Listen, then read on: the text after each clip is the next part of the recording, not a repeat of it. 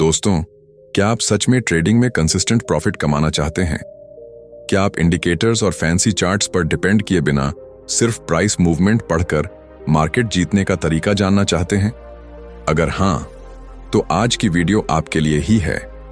हम आपको बताएंगे रेनर टियो की सुपरहिट किताब प्राइस एक्शन ट्रेडिंग सीक्रेट्स का पूरा सारांश, जो आपको सिखाएगा मार्केट की असली भाषा कैसे पढ़ें, ट्रेंड, सपोर्ट, रेजिस्टेंस और कैंडलस्टिक पैटर्न्स का सही इस्तेमाल, ब्रेकआउट और फॉल्स ब्रेकआउट से प्रॉफिट कैसे बनाएं, और सबसे जरूरी रिस्क मैनेजमेंट और माइंडसेट का राज।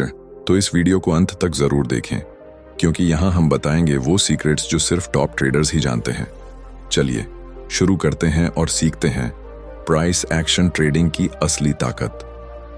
दोस्तों, नंबर 1, प्राइस एक्शन का असली मतलब। अगर आप शेयर मार्केट या ट्रेडिंग में नए हो तो आपके दिमाग में सबसे पहला सवाल यही आता होगा, आखिर ये प्राइस एक्शन ट्रेडिंग क्या है? ज्यादातर लोग जब मार्केट में आते हैं तो सीधा इंडिकेटर्स की भीड़ में फंस जाते हैं। कोई RSI लगाता है, कोई MACD, कोई बोलिंजर बैंड्स, तो कोई मूविंग एवरेजेस। चार्ट ऐसा दिखने लगता है जैसे किसी ने उस पर इंद्रधनुष बना दिया हो।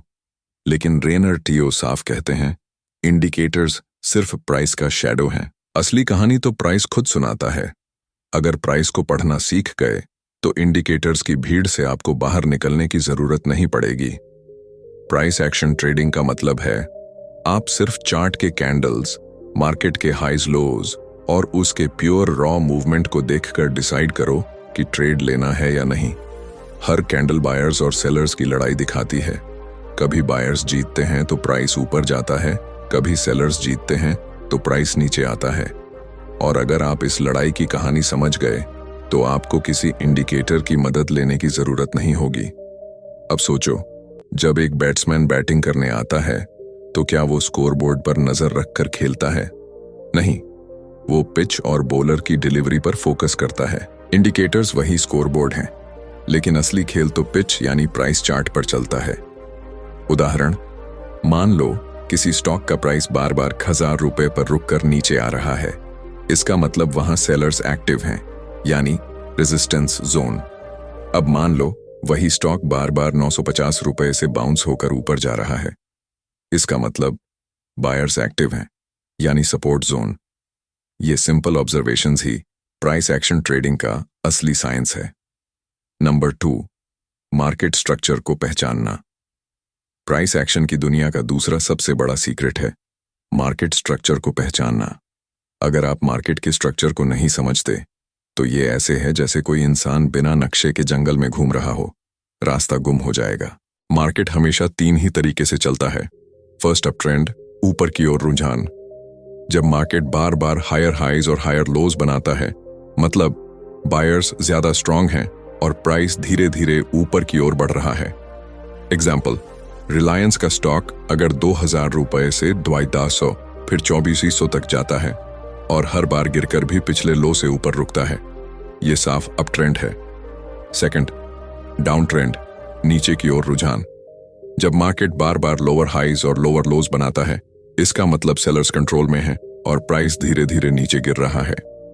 एग्जाम्पल, निफ्टी अगर 20,000 रुपए से 19,500 और फिर 19,000 रुपए तक आ रहा है और हर बार उछल कर भी पिछले हाई से नीचे रुकता है, ये डाउन ट्रेंड है। Third, range, sideways market. जब मार्केट एक ही जोन के अंदर इधर उधर घूमता रहता है, ना बायर्स जीत पा रहे हैं ना सेलर्स। एग्जाम्पल, कोई स्टॉक बार बार 500 रुपए और 550 रुपए के बीच ही ऊपर नीचे हो रहा है, ये साइडवेज मार्केट है।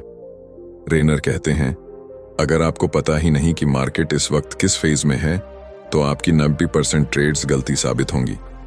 सोचो, अगर मार्केट अप ट्रेंड में है और आप शॉर्ट कर दोगे तो आप लगातार लॉस खाओगे।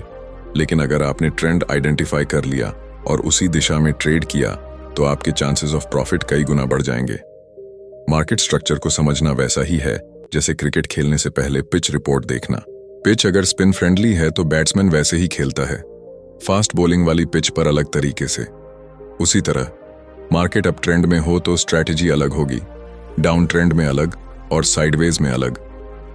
दोस्तों, प्राइस एक्शन ट्रेडिंग का मतलब है प्राइस की कहानी को पढ़ना इंडिकेटर्स की गपशप नहीं, मार्केट स्ट्रक्चर को पहचानना सबसे पहला काम है।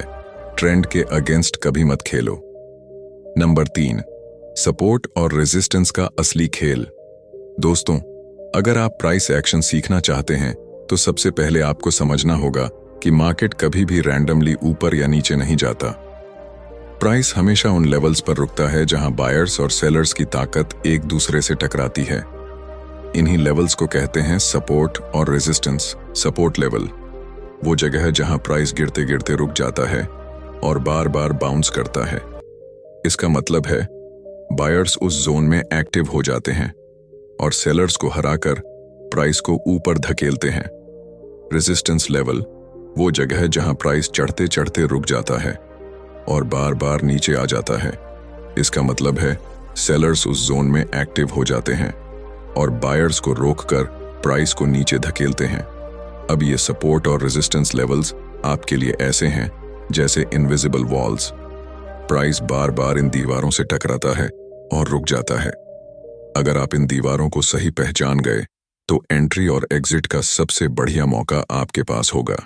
उदाहरण, मान लो किसी स्टॉक का प्राइस बार बार 1000 रुपए से ऊपर नहीं जा पा रहा और हर बार वहीं से गिर रहा है। इसका मतलब 1000 रुपए पर रेजिस्टेंस है। अब मान लो वही स्टॉक बार बार 950 रुपए से बाउंस होकर ऊपर जा रहा है। इसका मतलब वहां बायर्स स्ट्रांग हैं, यानी सपोर्ट जोन।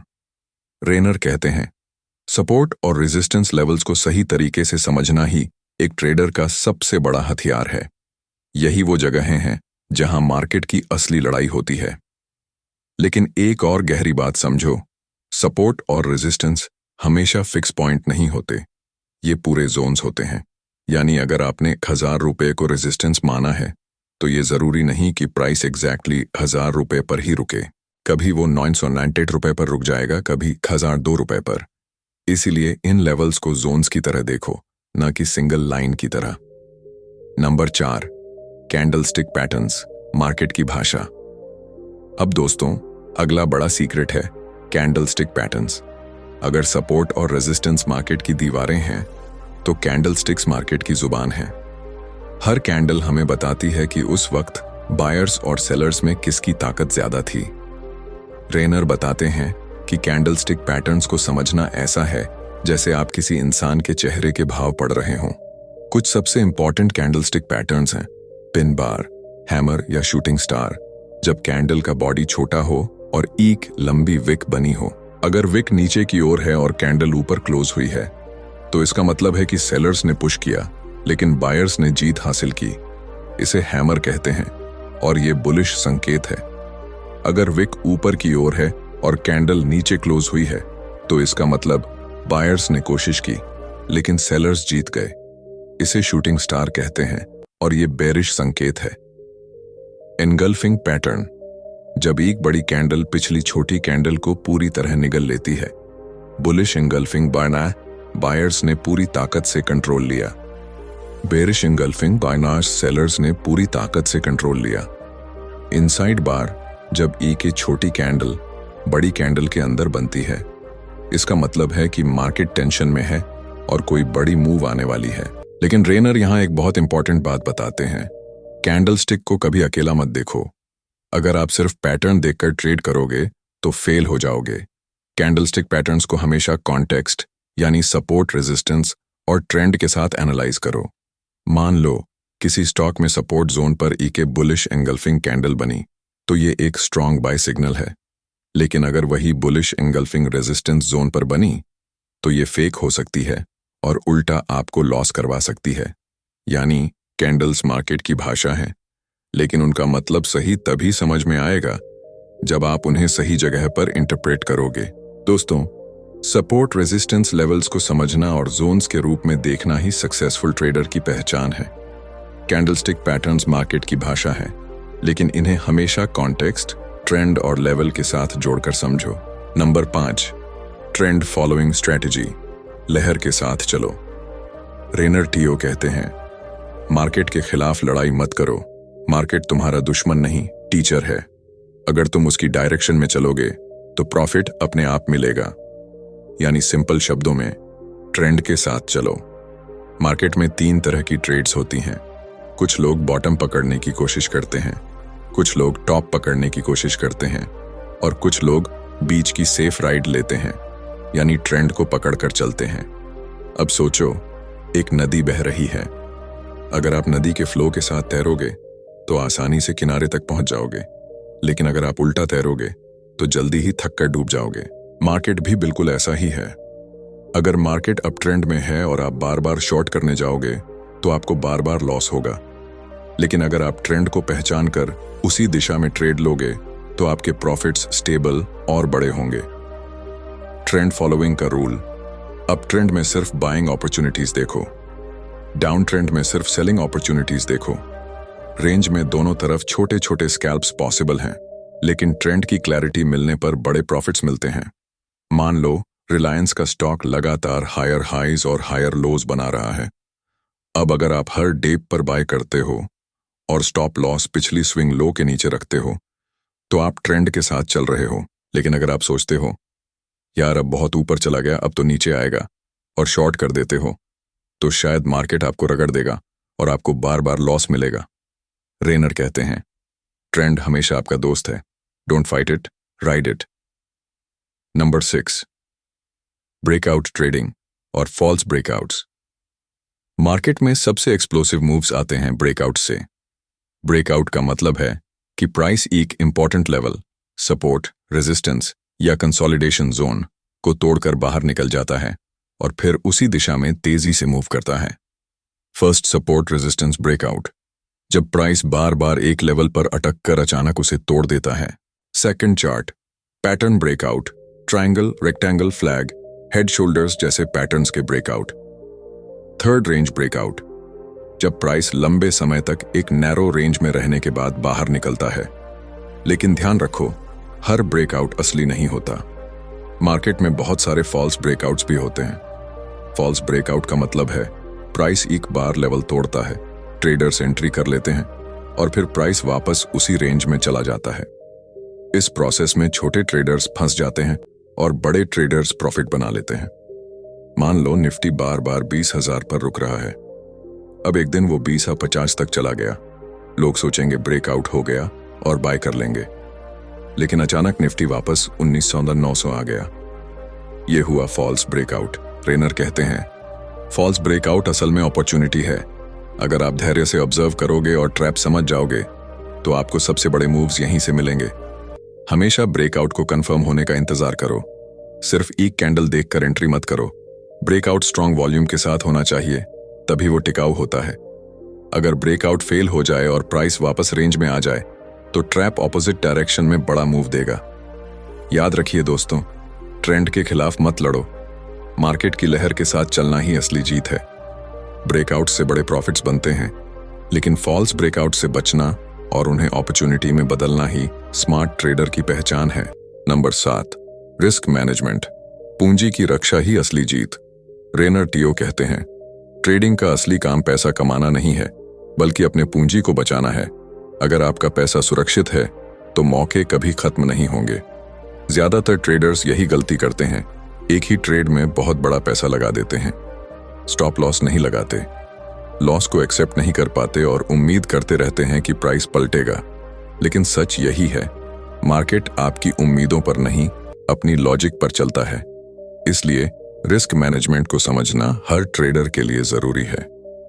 रिस्क मैनेजमेंट के गोल्डन रूल्स। 1, 2% रूल, कभी भी अपनी टोटल कैपिटल का सिर्फ 1% या ज्यादा से ज्यादा 2% रिस्क करो। एग्जाम्पल, अगर आपके पास 1 लाख कैपिटल है तो एक ट्रेड में 1,000-2,000 रुपए से ज्यादा रिस्क मत लो। इसका फायदा यह है कि 10 लॉस ट्रेड्स के बाद भी आप सेफ रहोगे। स्टॉप लॉस अनिवार्य है।